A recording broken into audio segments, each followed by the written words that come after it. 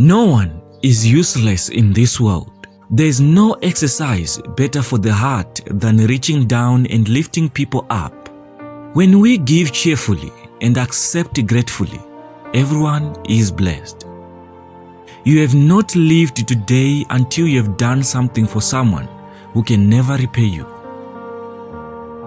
Viewers all over the world, this is Nyasha Chakoma. As you can see for yourself, she cannot walk but crawl. A closer look at her, you could only see bruises, which is a sign that she is struggling to walk. When the Saint TV crew arrived in Wedza, Nyasha was excited to see all of us. When Uncle Saint arrived at the scene, he was really hurt to see Nyasha crawl. He went on to pick her up as a symbol of love. Let's hear Uncle Saint interview Nyasha's family. Nyasha ndiye iwa makatarisa wa muri kuona. Nyasha ane makore 13.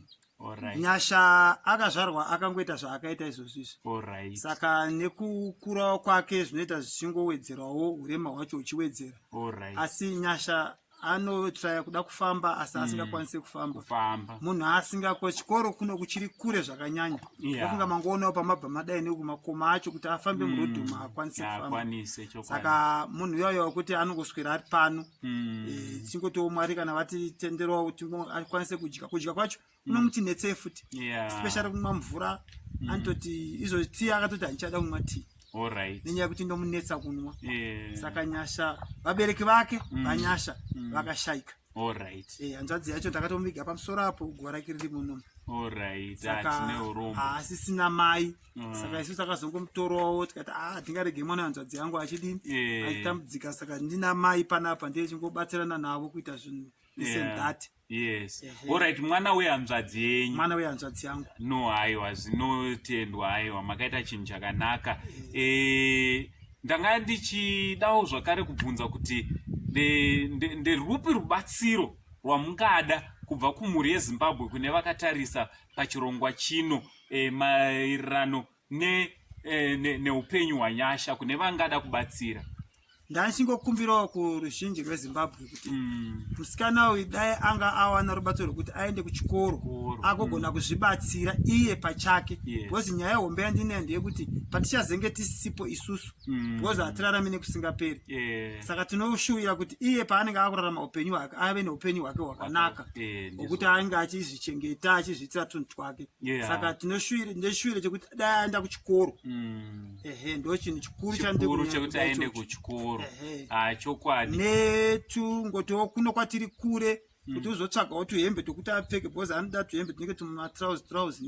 Tiri papo zvakare ane sekutaura kwamaita kuti dzimwe dzenguva chimwe chechikafu chatinokwanisa kudya isusu inogona kuva challenge zvakare kwaari kuti anga achidya.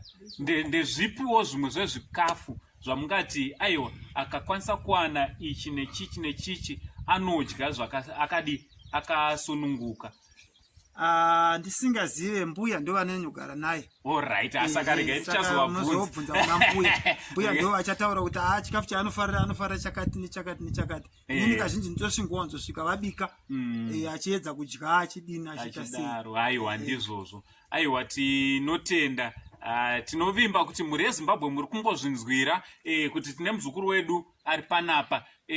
Sekuziva kwenyu kuti munhu ararame zvakanaka especially muupenyu hwatiri kurarama zvinoda kuti munhu ange ari akaenda kuchikoro. So chikumbiro chikuru ndechekuti zoni chataurwa nasekuru vaNyasha vanova ivo hanzvadzi yamai vaNyasha, vabereki vese vaNyasha vakadi sekunzwa kwenyu vakashaika. So vari kuti aiwa dai Nyasha akwanisawo kuwanawo vanomusapota kuti aendewo kuchikoro. Sekuziva kwenyu kuti zvikoro zvemaspecial schools anoti dhurei. So vari kutiwo dai vakawanawo vanokwanisa kusponsa Nyasha kuti aende kupi kuspecial school. Handi ndizvo? Ndizvozvo sekuru. Ndofunga mazongosirira nekuti akaona wheelchair yekuti anopota achizvifambira achienda kutoilet. Anomaona kuti movement yake mafambiro ake anoti netsei. Saka wheelchair anokwanisa kufamba oenda patoilet wodzoka achizvibatsira achidaro. Also pawheelchair ipapo ikava iri electrical. Handi ndizvo? Nekuti maoko ake haakwanise kuchovha ndizvozvo. So mhuri yeZimbabwe ndofunga muri kungozvinzwira nyaya iri panapa kuti dambudziko reumwe idambudziko redu tese, uye mutoro tinotakurirana semhuri imwe chete. So mhuri yekwachakoma vauya nemuzukuru Nyasha Chakoma anova mwana wehanzvadzi yava Chakoma yasekuru Chakoma vari panapa, kuti aiwaka mutoro watiinawo ndowekuti zoni Nyasha angari anoenda kuchikoro neuche. So makasununguka kunge muri munotinyorera panhamba dziri paskrini panapa, kana kubata vachakoma panhamba zvakare dzamuri kuona paskrini, kune vese vanenge vachida kuti vange vari vanobatsira. Aiwa sekuru, tinotenda nekuva nesu nenguva yamava nesu kuti titaure pamusoro panyasha. Tinotenda hangu sekuru. Aiwa, Mwari vakuitirei zvakanaka. Musaitirei ni chete, asi itirai nyika yese. Tinotenda Mwari. Ndatenda hangu sekuru. Tinotenda chokwadi. Alright. Aiwa, tinogamuchirai kuchirongwa chedu gogo waNyasha Chakoma. Aiwa, neniwo ndinonzwa kufara. Ndasununguka fani nhasi mumwoyo mangu. Aiwa, tinotenda Mwari. Ndichikuonai. Ndatenda. Aiwa, tinotenda Mwari akatiita mhuri imwe chete. Yakanaka. Ava vatinavo ndigogo vaNyasha, ndivo vanochengeta muzukuru wavo pamwe chete nasekuru vamamboona. Tichida kubvunzai gogo kuti upenyu hwakadii pamwe pakuchengeta kwamunenge muchiita Nyasha, tichiona kuti nemiwo matoti kure zvekuti mune mutoro wakaita seuyu. Hatingatedi mutoro zvakanyanya because nzohanza iremerwe nenyanga dzayo, asi pamachallenges wamunosangana nawo ndeapi amungada kuti mhuri yeZimbabwe inge ichiziva? Nyasha uyu ane machallenji akawanda. Nyasha haagoni kudya ate zvake, kutora chikafu achidya kudai haakwanisi. Ndinotoitawo kupaka, kana riri sadza, kana iporiji, kana kuti ari kudawo tii one day ndinotomupa. Zvino iye anodzoka kuti handichadi, nekuti pamwe akapiwa nemumwe munhu anopiswa, unenge ichipisaka, obva anzwa kutsva, obva ati tii handichadi. Zvino ndakugona ndinopombodzera ndosvika pakuti anwewo agutewo. Ane dambudziko musikana uyu. Dai kuri kuti makumbo hawo akatadza kusumuka, maoko achiita zvingadai zviri nani. Zvino ndo pakatadzirwa ipapo. Zvese zvinhu zvaNyasha unotoita ndiwe. Ndimi munotofana kutobatsira, kungava kuenda kuchimbuzu, kungava kudi kuchinja. Kana ininiwo wacho handichazvigoni, matambudziko ake ndiwayo. Nyaya yekufamba yozvi, kana iniwo ndikada kuti ndifambe handifambi. Hamufambe ndizvo. Nekuti ndinomutyira. Hamuchako tokwanise kana musira umwe munhu. Asarega azviite. Kurototi mufanda kutoti pamuri ndopaanenge ari. So tambonzwa sekuru achitaura nyaya yekuti anofanira kuti aende kuchikoro pamwe neuche. Ndo chinhu chikuru chandiri kufunga, chandakarwadziwa nacho ndinogara ndichidonhedza musodzi, kuti zvinoona inini iye zvino ndiri muma78 ko ndogosvika kupi ane ndinogona kupfuura iye ozodii.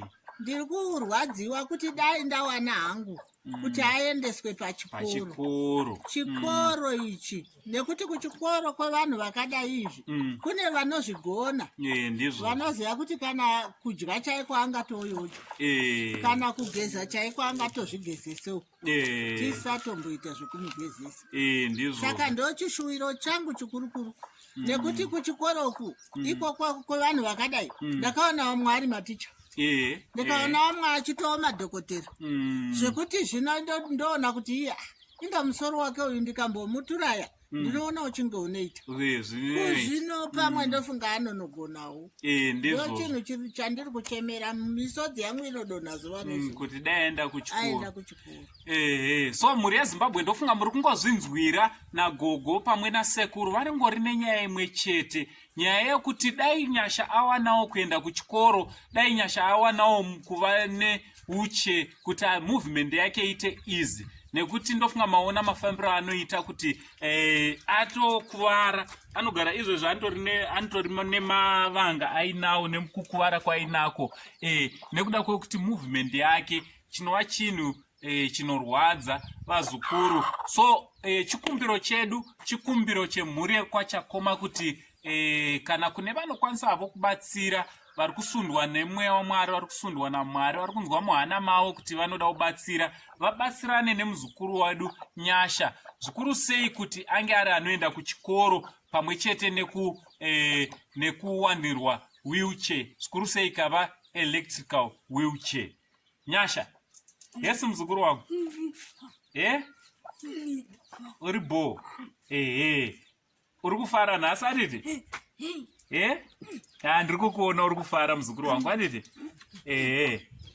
So ndiye muzukuru wangu Nyasha watauya kuzoona kuno kudunhu ramambo vanonzi Mambo Svosve kuHwedza anditi? Ndo muzukuru wangu watauya kuti tinge tiri tinoona. So kune vose vanoda kubatsira, namba ndo dzakazara pamascreen, makasununguka kutinyorera pangava paWhatsApp kana kuita zvekufona pamanhamba akazara pamascreen. Isusu todi tobatsirana pamwe chete nemhuri yekwachakoma dzinova hama dzedu. Tinoda kutendai nenguva yamatipa nekuti gamuchira kwamaita pamusha pekwachakoma. Aiwa, nesuwo tinotenda zvikuru nekufamba kwenyu, kunhu kurefu kwamabva. Aiwa, nemoyo worudo kuda kubatsira. Aiwa, tinotenda Mwari chokwadi. Aiwa, tatenda. Mazvita. What is love when it's not given? What is love when it's not shared? Again, viewers all over the world, let's join hands to help and assist Nyasha to have a wheelchair and be able to go to school. From Uncle Saint and Saint TV crew, for now we say much love.